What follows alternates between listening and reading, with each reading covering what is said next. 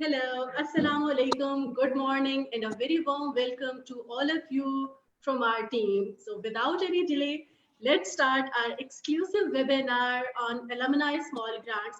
This is me, Shahneela Mazhar, who has been working as communications officer with PON USEFP. And then I have with me from PON team, Bakar Khan, who is the alumni officer. And most of you might have interacted with him a couple of times. And then we have in our panel Ms. Lisa Svenarski, who is the Cultural Affairs Officer from US Embassy. Thank you so much to both of you, first of all, for joining us for this exclusive session. And I'm very much thankful to you for your presence and sparing time for us and for our audience. So starting, Lisa, from you. Uh, First of all, I really want to ask that why ASG? Why we people are actually really interested in giving away people money, and what are the objectives which we really want to achieve with these small grants? And at the same time, it would be very great and very lovely for our audience if you can share about some of the successful projects which one might have accomplished during its past time. So over to you. Well, बहुत शुक्रिया, Shanila. Thank you so much. And wassalamu alaikum a todos, to everybody. I'm so pleased to be here with you. I know that people are tuning in from all of Pakistan. I hope you're all enjoying Muharram and this wonderful weather. It's really raining hard here in Islamabad. Hope it will not affect our internet connection. So, as you all know, PUAN is the largest US government alumni network in the world. I mean, 32,000 eligible members. I've worked in 7 American embassies around the world. I've worked in Saudi Arabia, Egypt, India, Afghanistan, Ecuador, Nicaragua, and I've never seen anything like this. I mean, your network is very unique. And because of that, the US government has decided to support this network, unlike others. I mean, the funding available to us is not like the funding available to others in other countries. And part of that funding goes to these small grants. And so, why do, we use taxpayers, American taxpayers' money to give away money to do these small projects around Pakistan? Well, part of it is because all of you, when you go on your programs in the United States, we've seen you come back very motivated, and you already had a spirit of volunteerism, I'm sure, when you went, because that's why you were selected. But you come back even motivated, wanting to do something in your communities. And so we want to help you make that happen. And it also just so happens that what you do supports exactly what the US Embassy's goals are in Pakistan. And maybe you don't know what those are, but the US Embassy, our mission, has 3 goals. One is to reduce violent extremism. One is to advance regional stability and integration in South Asia. And the other is to enable economic growth, development, and inclusivity. So all of the programs that you do support those 3 goals. So what I'd like to do is share with you some really successful programs. And I'm not saying you should do exactly the same thing. It's just to give you an idea and maybe to inspire you. And I'm going to share with you 6 programs from different parts of the country, because we always like to fund programs that are not just in one region. We like to spread it around the country. And we also like to fund people from different programs, not just Fulbright or not just Access. So let me share with you, for example, from 2019.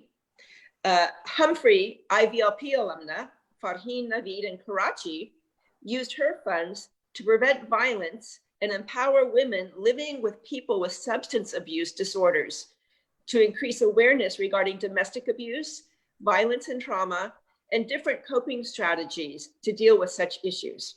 This was a very unique program, very focused on a certain population, and so it was very attractive to the selection committee.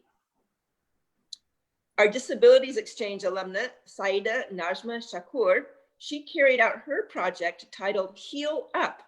This equipped women with disabilities and mothers of children with disabilities for them to manage their lives and with positivity and more efficiency in Azad Kashmir. And then we had global undergraduate alumnus, Rahim Shah Rahim, who focused on assisting students and young professionals in leveraging the online earnings opportunities through an improvement in their technical literacy and skills in Balochistan. Then there was Legislative Fellow Program alumnus, Jamshed Sultan. He conducted his project focusing on the transformation of unhealthy behaviors in marginalized communities in Punjab. The basic concept was to infuse healthy behaviors in rural districts where people have low levels of awareness about clean drinking water, safe environment, and just general health and hygiene practices. Another project from KP was awarded to Fulbright alumna, Dr. Bushra Khan, and her project was titled Climate Change Adaptation and Water Management for Smallholder Farmers of KP. And her project had two components. One was awareness and training sessions held in 5 districts of KP, and the other component was technical training conducted at the University of Peshawar. So these trainings addressed and illustrated the impact and techniques to deal with climate change on foods, its impact on food security, environmental sustainability, and water resources. And then the last one I want to share with you is from here in Islamabad, IVLP alumna Maria Qureshi. Her project was called Life with Spinal Cord Injury. And she conducted a 3-day training program designed for women who are suffering from spinal cord injuries, polio, and then also for their female attendants. So the workshops provided holistic guidelines and motivation to the participants who were from Rawalpindi, Islamabad, Jhelum, Peshawar, Bagh, and also from Muzaffarabad. And the training program had sessions on emotional adjustment, self-management, shifting methods, personal hygiene, grooming, disability and leadership, and strengthening and weight exercises, and also sessions for the attendants just on all aspects of life with spinal cord injuries. So these were just 6 examples of the 210 projects that we have funded in the last 8 years. So we really hope, and we know that you're going to come up with creative ideas to also be awarded funds to help your communities. Thank you so much, Lisa. And I'm sure that after specifically listening to the examples of these 6 successful projects, many of our members would be actually thinking about their ideas. So Bakar, over to you. And I really want to ask from you that is there any limitation in terms of topics or themes against which a person can apply? Would you like to shed light on that? Thank you, Shanila. Welcome, everybody. We have 2 different streams of ASG Alumni Small Grant going right now. We have a specific topic that are given by us. This cycle, the one that we're currently accepting application till August 31st, we have 5 special themes. And they are public health and COVID-19, that's 1. Protecting yourself against gender-based violence, 2. Number 3 is entrepreneurship and technology. Number 4 is enhancing teaching capacities during lockdown due to COVID-19. And the last one is countering hate and intolerance. You don't have to write this right now. This is all available on our blog, usalumninetwork.org. So Shanila, these are the 5 themes. If an alumna has a project based in any one of those 5 themes, he or she can request up to 1 million Pakistani rupees in the budget. If someone has a brilliant idea which does not fall any of these 5, no need to get discouraged. You can still send us your proposal. The only difference is your budget limit should not increase 500,000 rupees. So any topic that you can justify is absolutely necessary for your local community, you can send it us. If it's one of these 5, your budget can be 1 million rupees. If it's out of one of these 5, 500,000 rupees. Thank you so much, Bakar. Now, Lisa, I want to ask that is there any preference on the part of PON or US Embassy for the specific type of alumni which will be given preference while they'll be applying for these grants? And secondly, is there any limitation in terms of geographical area while applying for these grants? Who we select, and I'm on the selection committee, it's all based on merit. You know, we're looking at the technical proposal, the population you're reaching, the creativity. I actually don't even look at the region it's from. I don't even look at what program the alum is from either. At the same time, ideally, we would like to have a variety from all over the country and not just one region. And also, it's just fascinating to see, you know, what a UGrad alum will come up with and what a Fulbright or an Access. They're all so different. So absolutely not. There's no quota. We're not keeping track. It's purely based on merit because we want to be sure that the funds are spent in the best way and for the best project. Thank you so much, Lisa. Now, Waqar, the next question which arises from this is that is there any time frame which bond takes in terms of evaluating the applications which are being received? Or like, can you give idea? Because at times when we submit our application, we actually become kind of anxious, and we start going for the follow-ups. And when we'll be hearing back from you, when are you going to tell us about the decision? So, is there any time frame about that?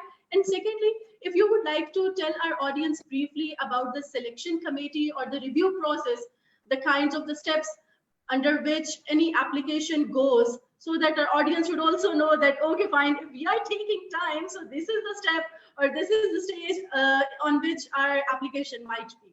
Over to you. Yes. The deadline, after the deadline, for example, the current deadline is August 31st. So once we stop receiving the proposals, it takes around 4 to 6 weeks. Ideally, in the last cycle of the COVID in April, May, June, so it took us longer because a lot of people were not available, the reviewers. But usually we try to complete the review within 4 to 6 weeks.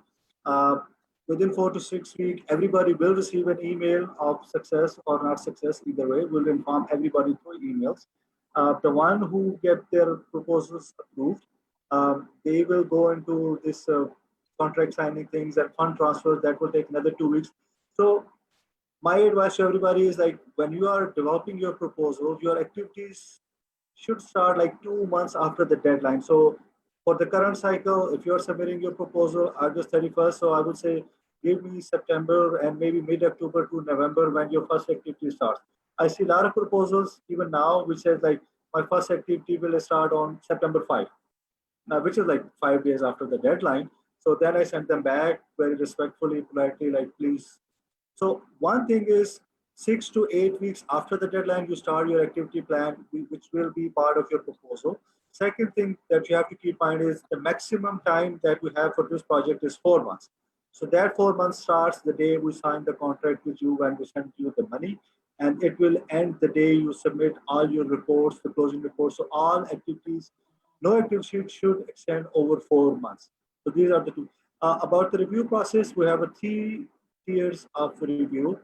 First, each proposal will go to their regional post in their embassy or consulate, where American and Pakistani colleagues will review them. We have a very elaborate marking system on different categories where we look at the idea, proposals, the budget, all different kind of things. And everybody is evaluating them separately. We get the score in the main office, we average them. Top of the top from each proposal will come to Islamabad for the national committee. Again, they will review those same proposal with the comments. And in the meantime, all the comments and the question that I'll be receiving from reviewers on any level will be going back to the applicant. Maybe some reviewer have some question or there is some confusion or needs some more clarification. So this process will go on for next 4 to 6 weeks. And then the final committee is a 5-member committee where we have 2 members from alumni, 1 from USCP and 2 from the US Embassy. So these 5 members will decide the final decision after. This is the 3rd level of review. So this is why it takes about 4 weeks, 5 weeks to complete the review process. Thank you so much. And we have one comment on our Facebook Live, and probably I would like Lisa to answer this comment. So someone is saying that why are we not funding projects from Balochistan? So as you have mentioned about this earlier as well, but I would like to reiterate in response to this comment. Ms. Right. Lisa? Well, I already mentioned to you that, yeah, we had the one, I mean, not one, I mentioned one project.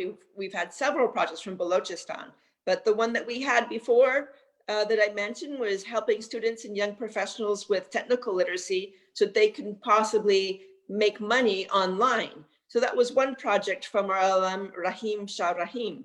So there are plenty in Balochistan. It also depends on the quality of the proposals though.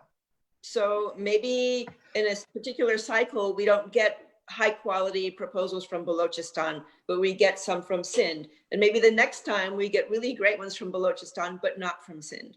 So again, it's really- So picking up from here. So picking up from here, okay, Bakar, so let's help our alumni members in terms of preparing a good proposal. So what will be the quick tips which you would like to share with them? Okay, fine, that these are the few tips. If you follow them, so you can make a better proposal. Okay, so before I go into this, I'll give you very quick examples of project that we approved from Balochistan. We have approved project from Quetta, from Pishin, from Basni, from Gawada, from Turbat, from Panchgor. Turbat and Panchgor are the places where people tell us you can't even go there. Like you can't, there is no, but we have given 2 projects in those remote areas, which are like 12 hours drive from Quetta and 16-hour drive from Karachi. Anyway, so a lots of projects have been given to Balochistan in the last 5-6 years. Now, looking at the proposal development, the one thing that we noticed when we opened the proposal is there's a proposal activity plan and then there is a budget. A lot of times we notice that if you keep budget in your mind and develop your activities around your budget, that is probably going nowhere. So my advice is develop your idea, develop your activities around your idea. Once you've done all those, then you start filling the numbers in the budget. So 1 million rupee budget does not mean you must have a 1 million budget. It can be 900,000, 800,000, 300,000.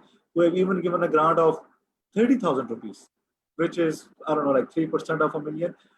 So focused on your activities, focused on your main idea, try to develop those. And we are always here to help you with the proposal development. We know most of our alumni are not project professionals, project management professionals.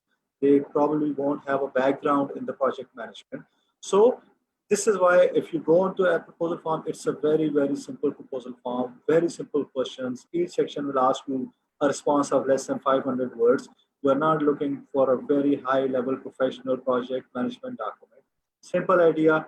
Now, in the last 2 years, we've also added the video clip. Sometimes you can explain it better than you can type it. So this is why we have these both opportunities. You can send us a 1-minute video clip of your proposal idea, and then you can also write about the proposal. Sometimes people can talk a lot, but their writing is not good. Sometimes writing is brilliant and their video is not very good. So this is why you have both these things ready for you, available now. Send us a video clip, send us a proposal. Any question on any level or any section, asg@uscfupakistan.org. Just one email away if you do not understand what to write in that section. Main advice is focus on your idea and your activities. Do not focus on budget. Budget will take care of itself. Do not worry about that. Thank you so much, Bakar. So there is a link question that are there any kinds of allowable and not allowable costs? For example, let's say if someone wants to add a conference, wants to attend a conference at probably USA or some other other international destination. So can that be added to the proposal? Is there any list which we have in terms of allowable and not allowable costs?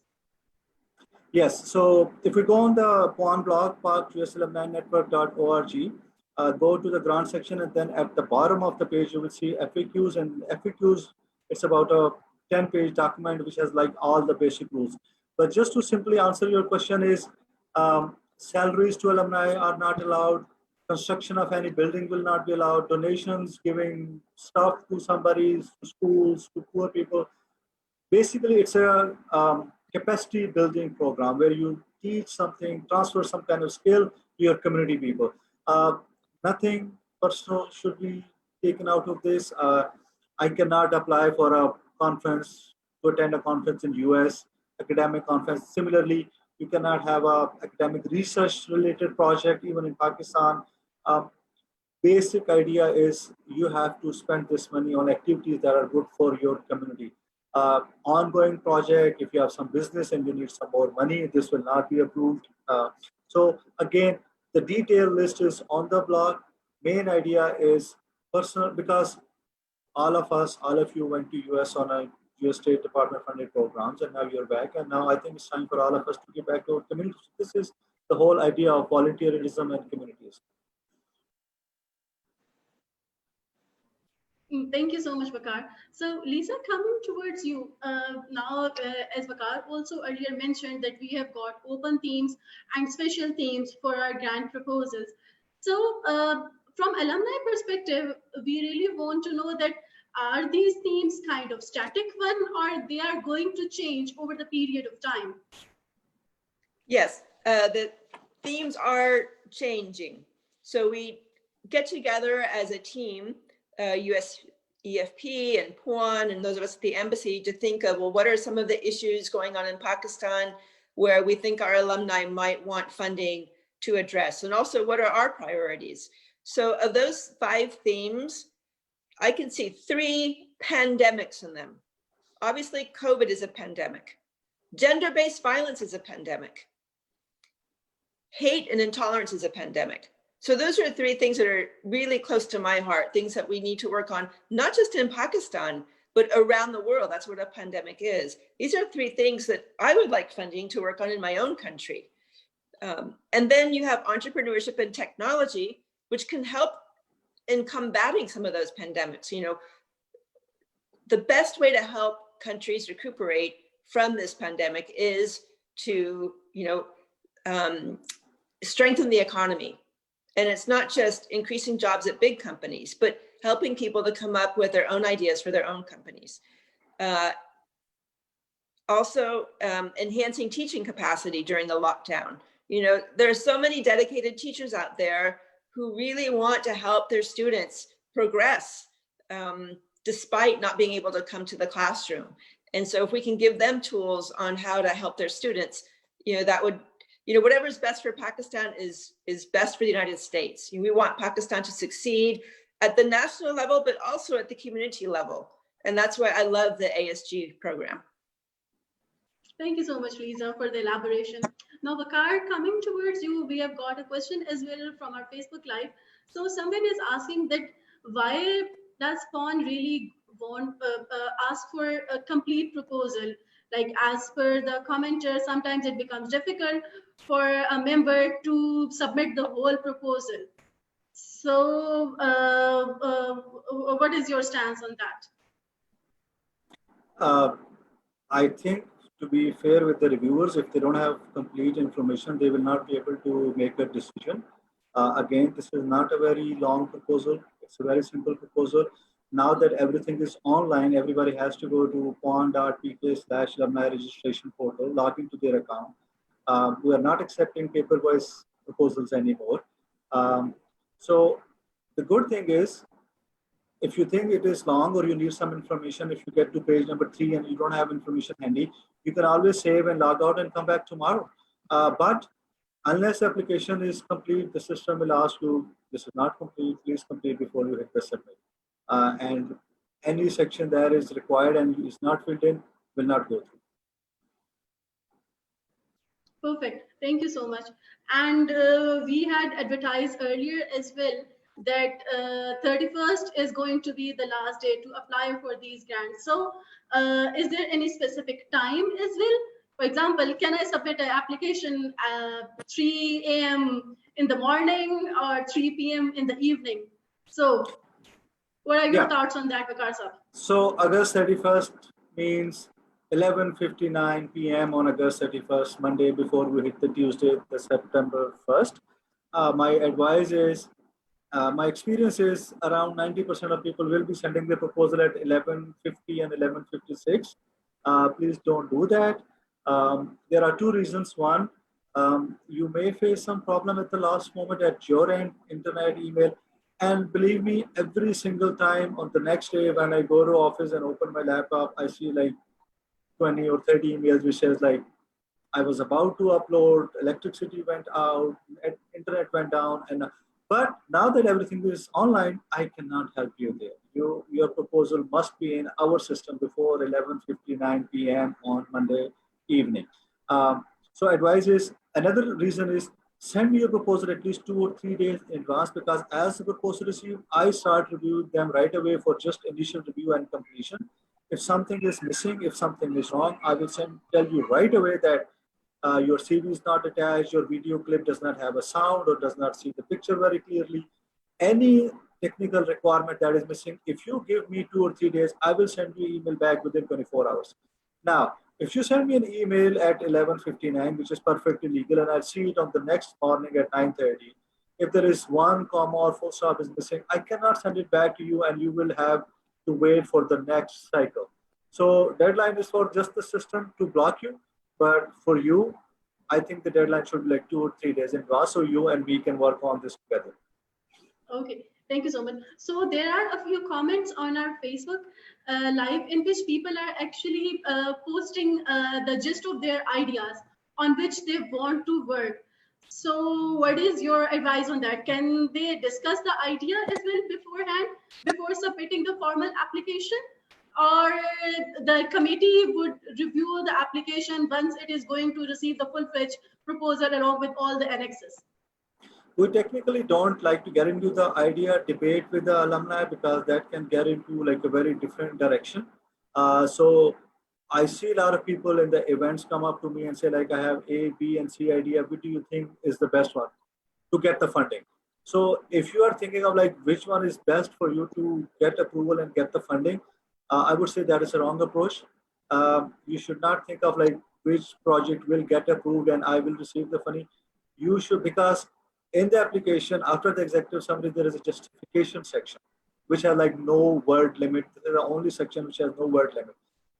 You have to justify your idea. I cannot tell you what is required in Quetta right now, or in Sakkar, or in Gilgit, or in Islamabad. I cannot comment on what kind of activities are required, what kind of activities are frowned upon in your local community. So I can help you with development of your idea if you feel very passionate about the idea, and that is the key word. You have to feel passionate about your idea and your activities. If you are on to that level, the first step you clear. We're here to help you with development, with fine tuning, with budget development, with activities.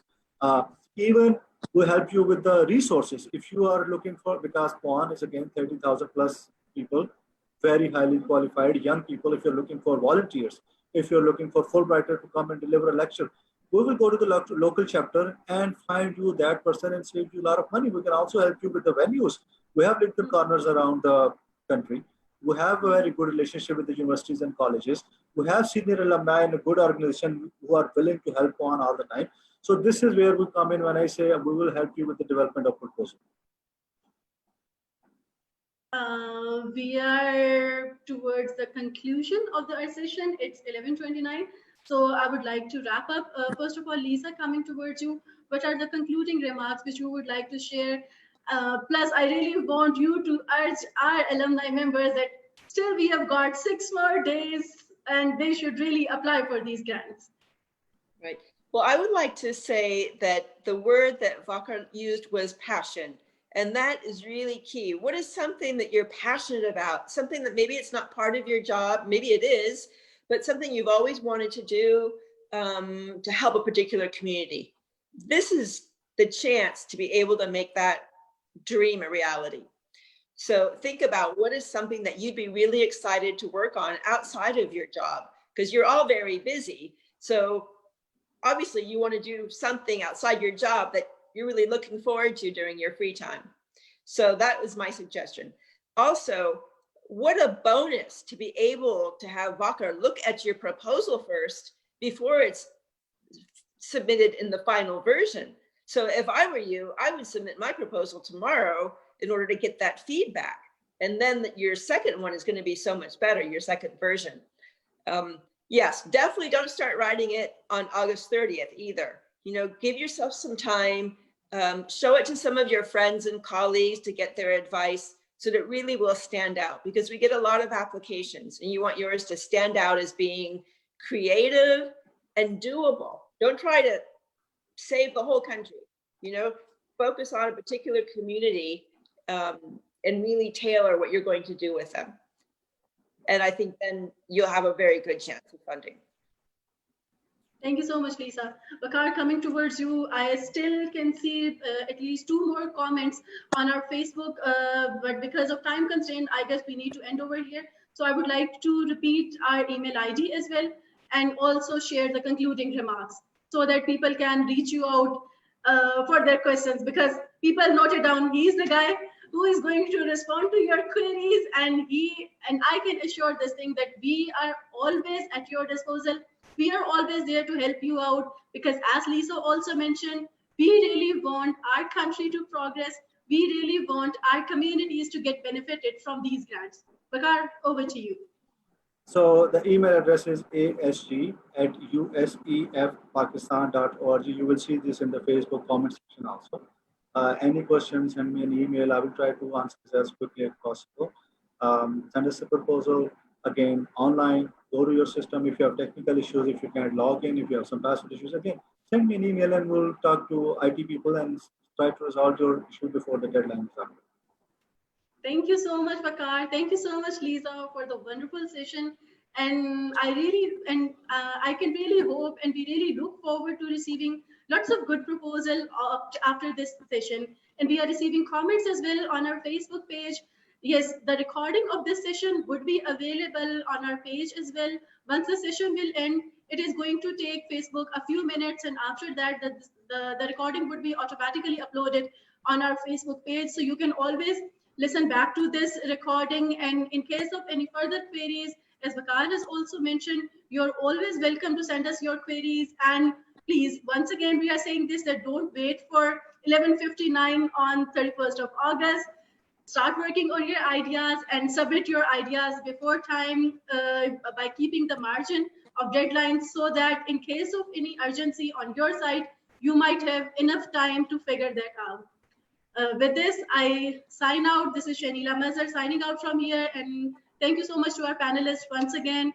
And we'll soon, inshallah, meet in some other session as well. Thank you so much. Bye-bye.